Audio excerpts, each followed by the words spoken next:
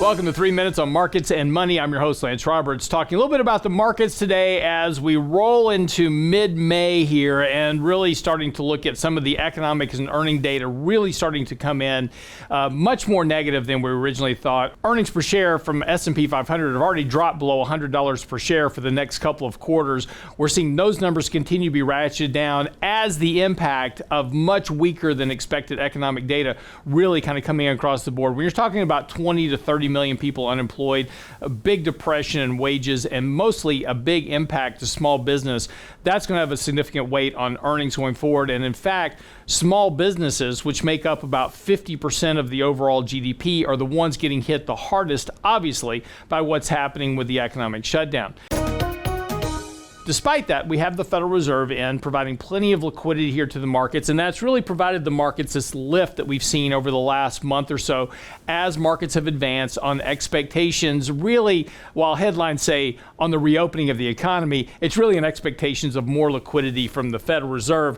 But importantly here, the markets have run up here and over the last couple of weeks have really been compressed within a consolidation range. And when we look at this, we kind of see this exhaustion short term in the markets. And we talked about this over the last couple of weeks, is that our money flow indicator had turned negative, and that turned negative at a time where the market really stopped making a significant advance, started this consolidation process, importantly, above the 50-day moving average, which is good. That money flow indicator has now turned positive, which suggests that the markets could get a bit more lift here in the short term, particularly as we wind up earnings season and on expectations and hopes that we're going to see activity coming back to market.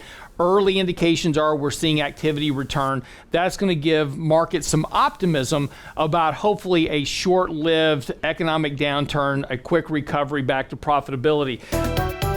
One thing, though, is that this indicator is occurring at a time where there's a dichotomy or basically a disconnect to our overall seasonal buy signal, which is very close to registering for the summer months. Now, this has happened before, and it actually happens in the summers really more often than not. Back in May, we saw exactly the same thing. We saw a very overbought market. We saw the market turn into a short-term money flow buy signal, but then that reversed, and we had a correction back in May and June. Same thing occurred again later on in July. We saw the markets kind of rally back up. Same thing here. Saw the markets overbought, seasonal sell signal in place, and we saw a money flow buy signal that occurred for a short-term basis, but then eventually the markets gave up. So again, while we see that indicator right now, it does suggest that the markets have a short-term lift. And yesterday we did add some exposure to our portfolio. We added some positions in Walmart and Costco, continue to maintain our exposures and portfolio accordingly. But again, we're monitoring and measuring that risk accordingly and managing and hedging risk as we go along. So as we add exposure, we also hedge that risk accordingly.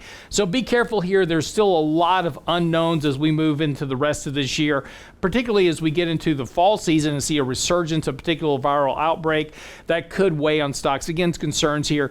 The belief is the Fed's got the back of everything, which may be true, but at some point we're going to see markets correct simply from a function of overvaluation as well as extension in price. That's just part of normal market movements that occur regardless of what the Fed is doing. I'm your host, Lance Roberts, for 3 Minutes on Markets and Money. We'll see you next time.